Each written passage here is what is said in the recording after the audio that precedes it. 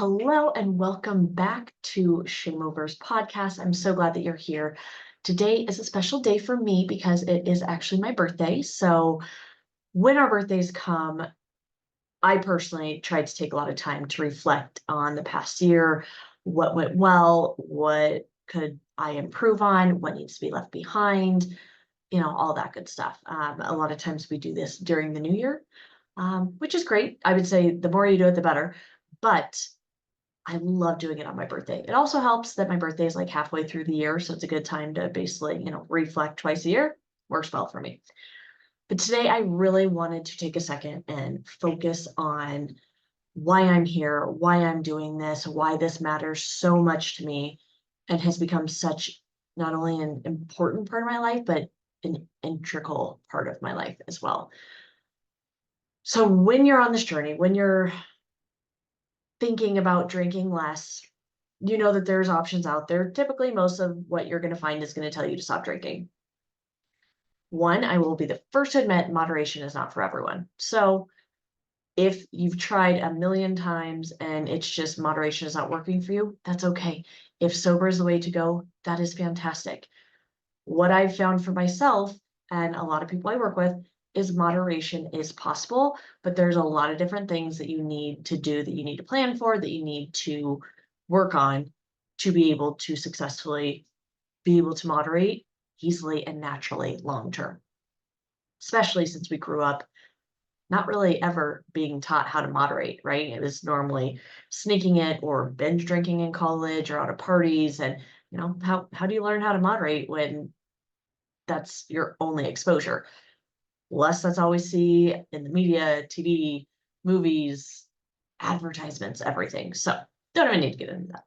But on this own journey of mine, basically, I had moments where I'm just like, I could definitely drink more than I used to. I noticed, and granted, living through a pandemic, we're all just trying to survive in a sense. So I'd started drinking not only more often, but more when I did drink. Not always. I could still sometimes have a glass or two of wine, but it wasn't like I was, getting up at 6 a.m., 5 a.m. to go work out, especially during the heart of COVID. So just schedules changed. You could sleep later. There was just so much more opportunity to drink, to do whatever, and not have any negative consequences. Maybe a hangover, but that was really it. So got to a point that I was just like, am I drinking more than I would like to? Probably. Could I stop drinking if I wanted to? Probably. Everything that I was finding was saying, don't drink, go sober, whether it's 30 days, 60 days, 90 days, a year, just you got to stop drinking. And even though, yes, again, that works for a lot of people, that I knew was not the way for me. So instead, I created something, tested it out, see if it would work for me and other people. It did. Hence, that's where ShameOver was born from and how it came to be. I have tried so many diets throughout my life, and all of them are basically, you can do this, you cannot do this.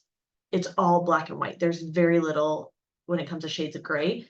And me not being a rebellious type of person, I get really rebellious when you tell me I can't do something or I can only do this. Like, that's where the self-sabotage comes in. That's where all the negative talk to myself, all of this, it never worked out for diets. So I did not have the confidence that it was going to work out when it came to alcohol as well. Mind you, I had done in my early 20s 1 month without any alcohol, and I did not notice any differences. So I'm like, well, I've already done it. Like, now what's the point? So fast forward to today, and I'm in a completely different place than what I was then. What I have learned throughout this whole process is what I want to share with you today. And the number one thing is you've got to be ready and you've got to do it for you. So this is for you if you're in the position where you've been thinking about, like, am I drinking too much? Can I cut back? What does moderation even mean? What does it look like for me?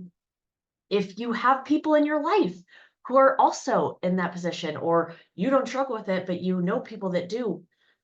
This is for them too. They have to be ready. They have to do it for themselves. And that can be incredibly hard. I know I've been in a position where someone very close to me, this is definitely something that they've struggled with. And I knew that I couldn't be the reason that they stopped drinking. I didn't want to. That was way too much pressure to put on me. And it's hard and it sucks. It sucks for everyone involved. But unless they are wanting it for themselves and not only believe they can do it, but believe that they're worthy of it, it's going to be very short lived. And that's why you see people so often just going through the cycles, the detox to retox, if you will. So, with that, remind yourself and remind anyone who's going through this journey, it must be for you. And yes, you can have other motivating factors. Absolutely. I mean, typically only narcissists only would care about themselves, no one else. So I'm not saying that by any means, but I am saying you have to be good enough for you. Where you will definitely see this, I have had clients so many times, just their partner will come in with their favorite bottle of wine or something and, in a sense, like sabotage them. They feel like they're not being supported. You might have like a huge win or victory or something along those lines, and your friend, your partner, your kids, your whoever doesn't react how you wanted them to or hope that they would or needed them to. They're human. We're going to have those disappointing moments, but that's where it comes to us relying on ourselves. That is so unbelievably crucial and important if you want to be successful, not only at this, but literally in anything in your life. So make sure, yes, you can get the outside approval and support, but it must be internal and come to number one. I know I'm very lucky. I have an unbelievable spouse who is so supportive, and anything that I wanted to try, like, hey, can we try this diet? Yep, sure, let's do it. Like, what do you need from me? It took me some time to approach him and just say, like, yeah, I'm gonna be cutting back on drinking a little bit. Like, he wasn't worried. He had never said anything to me. So if he was, like, I didn't know. But I didn't want him to I didn't want it to change our dynamic. We are very good. We're very strong. We're very good communicators. So I didn't want to like hide it in a sense, but I didn't want to ever feel like he was watching me or babysitting or, like, are you sure you want that? Like, no, this needed to be on me, not impact our relationship positively or negatively. It should have no impact on our relationship. In my mind was kind of where I was. We're not all the same on that. So if you need that support, absolutely, especially early on, if you need someone, whether it's your spouse, partner, roommate, friend, even the bartender or waiter, waitress at the restaurant, if you need to say, I'm only having two, then please, even if I ask for more, don't do it. Do that. But when you put it on someone else, you are giving them full control, full power, and that is a responsibility that they don't need or deserve to bear. This has to be internal with number one. Fast forward, as I'm going through this, I was definitely very hesitant to try any of the booze-free options. I call them booze-free, be-free, because in my mind, I'm the kind who I work very well with positive reinforcement. So when I say be free, I'm like, oh, yeah, that's just fun, uplifting, engaged, optimistic. It makes me feel a part of it, right? And very empowered. So that's what I call them. So when I go, I look for be free options. They have completely transformed my life. I have found some that I'd rather drink over alcohol 99.9% of the time. So as you're going through it, find ones that you like, that you enjoy. Otherwise, they're pointless.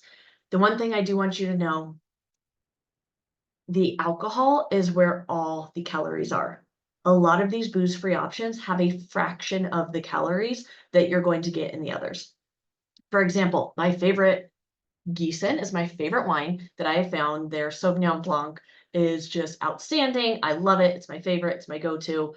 And I can have basically the full bottle of this bee-free wine for the same amount of calories as one probably large glass of alcoholic wine. So that just goes to show, like, for us ladies or anyone that's looking at health factors and their waist and calories and consumption before, like, I'm not drinking calories. That's no. If I'm going to drink calories, I want to buzz. I want to feel, XYZ. Get over that mindset. The other mindset you need to get over is the cost. Some of the booze-free options are very expensive, and sometimes it makes me angry. It does. Because some of them that have been more expensive had not tasted better to me. That being said, how many times have you had a very expensive bottle of wine or tequila or whiskey or bourbon and you're like, well, I like it, but do I like it that much more than the happy hour or step up from that? Yes or no? Like some of them are absolutely worth that pay. Some are not. The same thing with booze-free options. That's why you have to shop around. You need to try different options, see what you like, see what you don't. I will remind you, it doesn't feel this way, but what you're drinking now, it took you time to like it, to feel like, okay, this is my go-to drink. This is what I like. It took practice.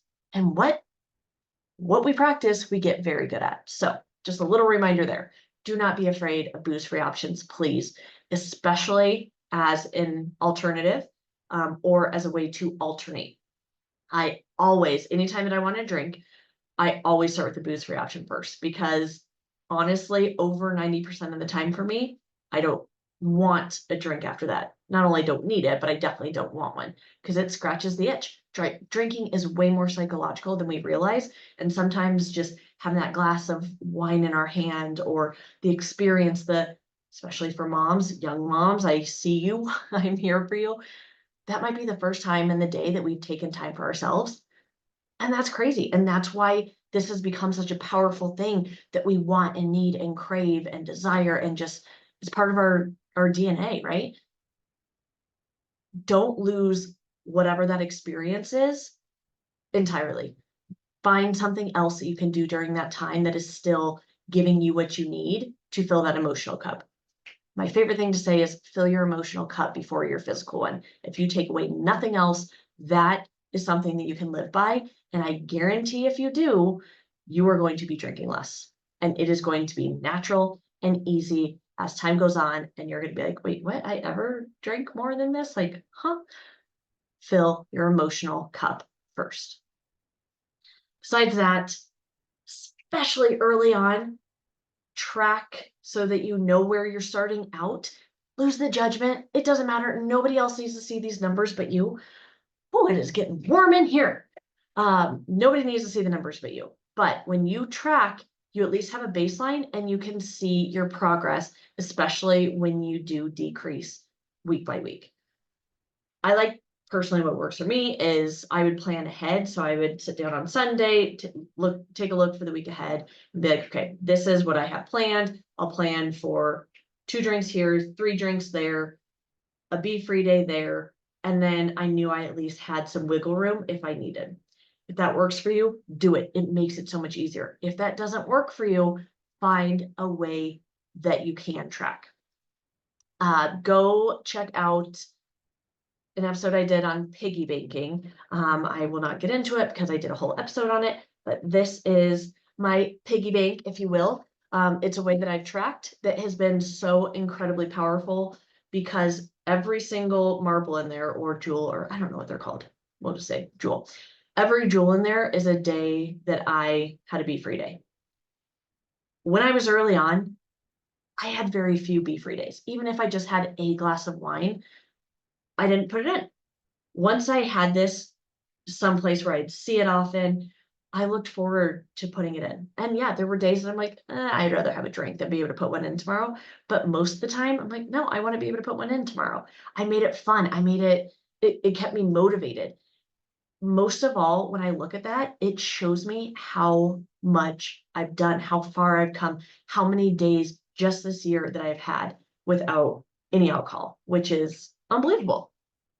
So find something that helps motivate you and inspire you and keep you going because there are going to be bad days. There are going to be really bad days. There are going to be times that you're just like, fuck it, I don't care. This will help you not only during those moments, but especially the next day when you're like, oh my God, what did I do?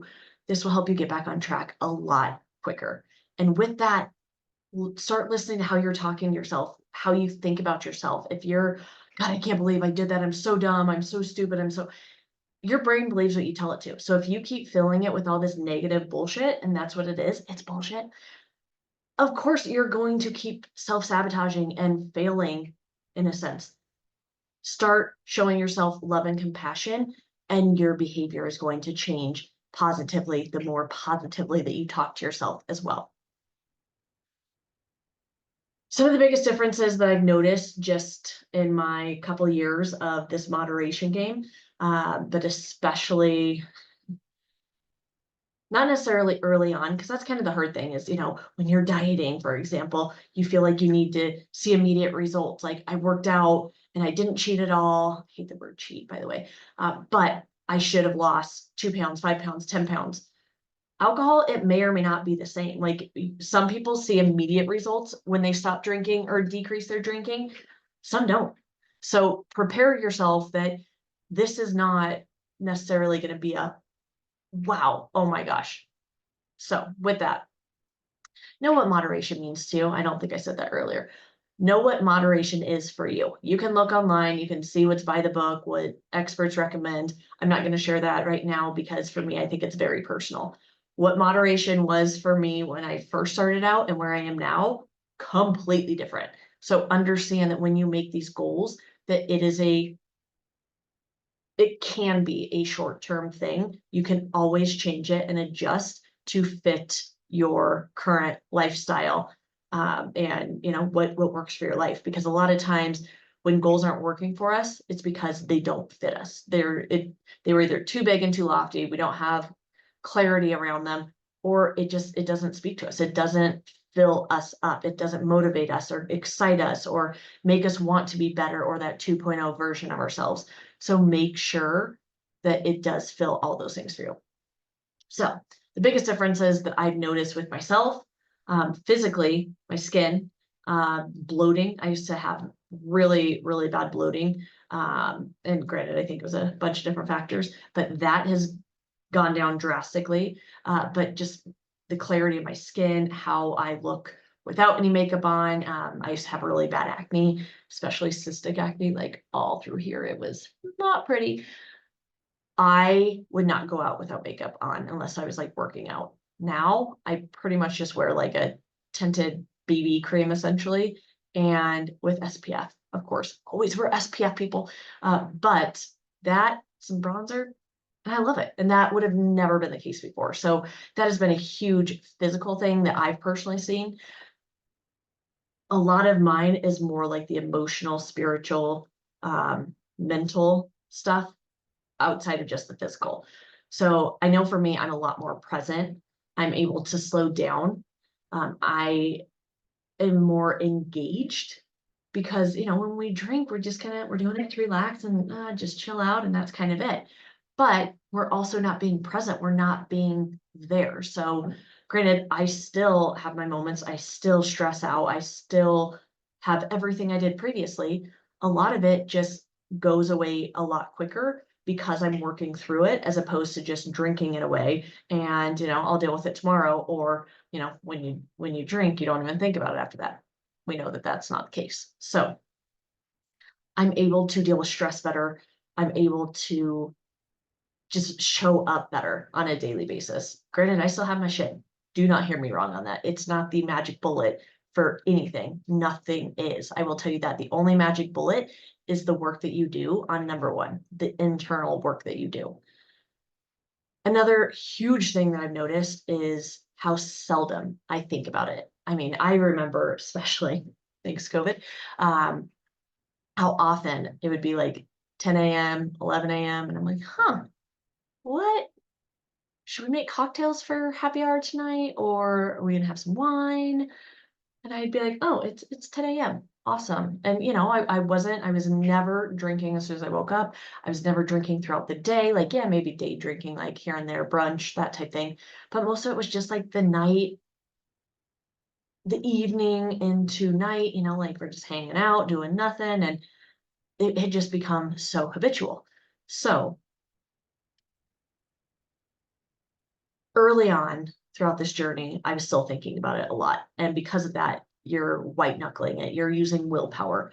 None of that lasts forever. And that is why you have to do all these different things so that you can learn how to maintain that motivation, if you will, instead of having it be a major roller coaster that just is horrible. Like, yeah, ride those roller coasters at the amusement park, not in your own life, right? I would say the number one thing that has really helped me through all of this, that rewired my brain, that all of that is, like I said, fill your emotional cup first. And with that, I do not drink for negative emotions.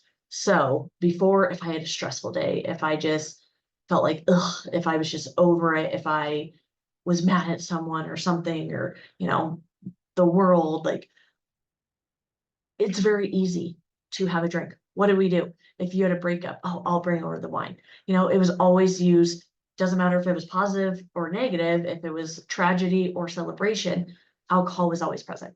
Now, I don't use it that way at all. If I know that I'm in a bad mood and I go for alcohol, I'm like, nope, you can have a be-free option, but today's not the day. For me, I know myself and I know that that's an opportunity where I can, my whole point is to not be present, to not feel, to not think, to not do anything. So if I'm going to use alcohol for that reason, I'm out. I'm not doing it because all of that's still going to be there. And the chances of me drinking more than that one or two goes up enough. I heard a quote that is one of my favorite quotes, but it says, the people who are best at willpower are the ones who make sure they never have to use it. And this is all about knowing yourself, knowing what works for you, what doesn't, and setting yourself up for success. So that is a huge learning through all of this, and why my number one rule, if I did nothing else from this day forward, it would be do not drink for negative emotions. So take that away if you can. Um,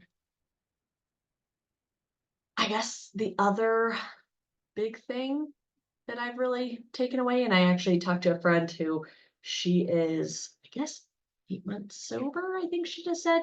Again, I still drink. I love alcohol. I love most of the flavors. I love the feeling. There's so many good things that I love about it, which is why I'm very much into this moderation thing. But her biggest thing that she has realized that we were talking about just literally today is, she's like, I didn't realize I could have fun without it. Isn't that true for all of us? I mean, it's everywhere from parties to camping to brunch, girls' lunch, happy hour. All of these things are centered around alcohol. But I mean, even one of my best friends joked, like, why do we have to have alcohol at a 2-year-old's birthday party? Like, come on. And that was a big moment where I'm like, you're right. Like, no, if you can't go for an hour, hour and a half without having alcohol at this kid's birthday party, then maybe just don't go to the birthday party. Like, so that was, again, something that really woke me up a little bit differently. But I realized that I so much more enjoy the people who I'm with, and I don't need alcohol to enjoy it. If the only way that I can be around people with alcohol or have fun with alcohol, I know it's not something that I need in my life anyway. So I had something that I'd heard along those lines previously that at first was very abrasive and offensive. And I'm just like, what? No, no, I don't like that. But truth hurts, right? Thanks, Lizzo. It made me realize, like, yeah, if the only reason why, like, we have this great relationship is because every time we're together we drink, and we can't have fun or enjoy each other unless alcohol's there, then is this really something or someone that I want or need in my life, at least to that capacity? No. It's, if that's the only thing that we have in common, then we really don't have that much in common, right? So I'm saying this because I know that that hurts. I know it's offensive. I know it hurts to hear that, and I have felt that. But if you are at all feeling that agitation, if nothing else, then understand it probably is hitting home for a reason. And again, you don't have to do anything about it right this second, today, tomorrow. That's entirely up to you. I'm just sharing my personal journey and what I have learned along the way. And mind you, I have done everything from parties and yes, 2-year-old birthday parties to vacations to Vegas. I've done Vegas sober 2, 3 times. Honestly, those are my favorite trips. Of course, I have so many amazing memories from the just getting shit-faced, almost hangover style in Vegas, on girls' trips and all of that. I have good memories. It was fun and, like nothing bad happened, thank God. But I have proven to myself I can have just as much fun without making dumb freaking decisions and putting myself in probably stupid positions without alcohol. And guess what? I went to comedy shows. I've never laughed so hard in my life. If the comedian is really actually funny, you don't need the alcohol. So just think about that. I think that's all I have for you. I guess as a recap, my like final advice, don't forget, do it for you. Yes, get support, get community. I could not have done this without the support that I had and the community that I made because of this, because it takes a village. It takes a village to raise our kids. It takes a village to be humans in society, in this world. Your family, your friends, your neighborhood, find your village, find a community of people that not only, yes, the like-minded, you guys want to enjoy each other, but who make you better, who empower you, who inspire you, who make you feel like the amazing person that you are. If you were to make no changes at all, you are still a perfect, beautiful, imperfect person. And I need you to hear that. And I need you to believe that. That is some of the biggest work I've had to do, is actually fully not only understanding and accepting, but believing that. So another little piece of homework for you. What else? Do it for yourself. Don't drink for negative emotions. My godsend there. Try new things. The be free options. I have a list of all my favorites. Please reach out if you can't find it or if you want to chat more about that. They've truly been the game changer for me. So with that, make sure you plan and prepare.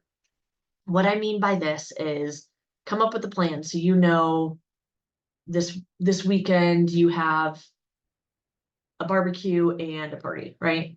Okay, so are you going to bring some soda water so you can make sure you're alternating? Are you going to commit to only having 2 at the barbecue and then 2 at the party? Or what does that look like? Come up with this and do what you can to stick with it. I would, especially early on, I don't need to do this anymore, luckily, but early on, I'd come up with a plan and I'd look at it right before I left. And if I needed to take a picture, put it in my phone so that when I was out, I can look and remind myself, what is my plan? I would do that.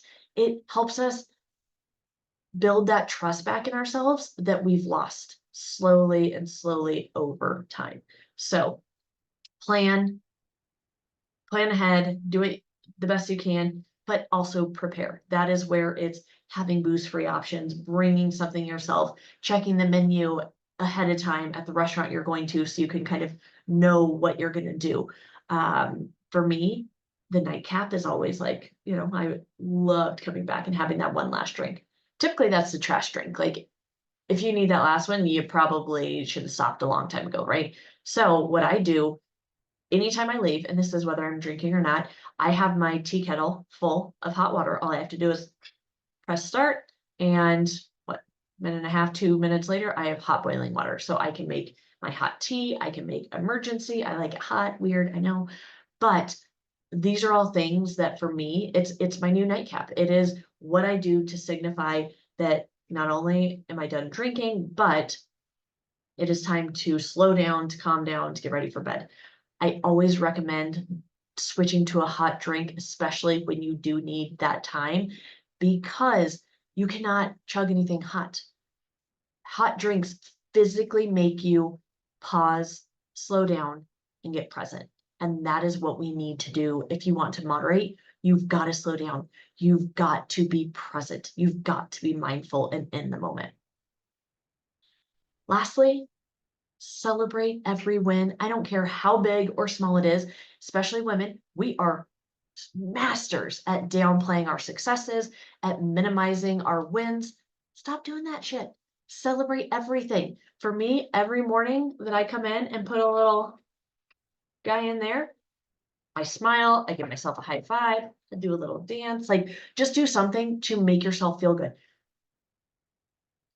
As I mentioned earlier, our brains believe what we tell it to. So if you are constantly feeling it with, man, I did that. I did great. Look at my success. Awesome. Keep up the great work.